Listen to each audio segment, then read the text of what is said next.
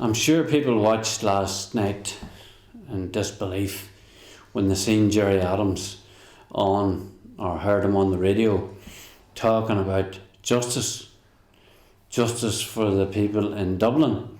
And there's nothing wrong with asking for justice for the people in Dublin, but a hypocrite is the best word that I can think of that you could actually put on camera. A hypocrite like Adams standing asking for justice. The man that was in charge of an organisation that killed 2,100 odd people and maimed thousands upon thousands of people.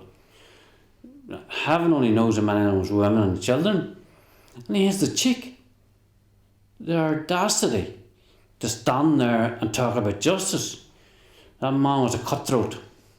That organisation that he represents butchered our community. Butchered it. And now we're sitting in a situation where they want us to go away. They want us to keep quiet. So Gerry Adams, Martin McGuinness and these people can tell the great war stories of what the IRA did, how they fought the British. Well, they fought nobody. They certainly fought no army, no police and no UDR. Matter of fact, in South Armagh, I can tell you for a fact, and this is a fact, they never ever took on the UDR on a foot patrol because they knew that the local men would follow them right to their doorstep. That's the type of gutless scum that they are.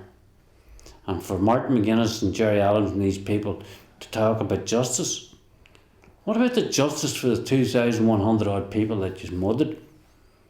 Where's the justice for them? You know, you can't stand up in one hand and pretend you're lily white and call for justice, while in the other hand it is covered with blood.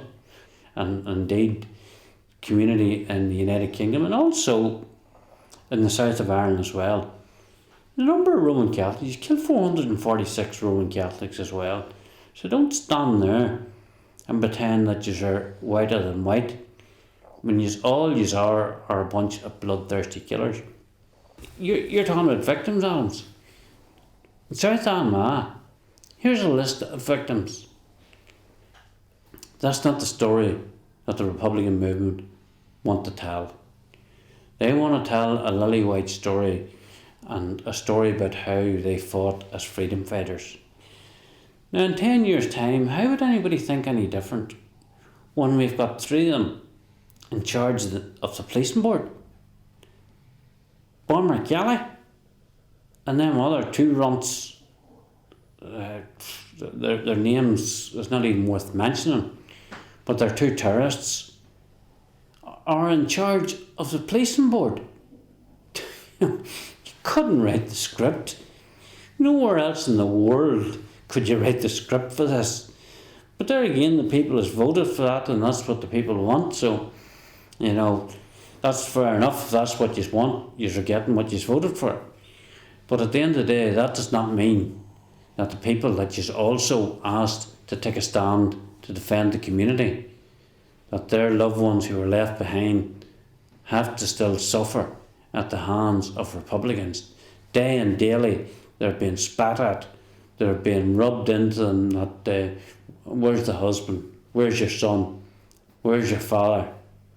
That's the type of language that we have to put up with day and daily.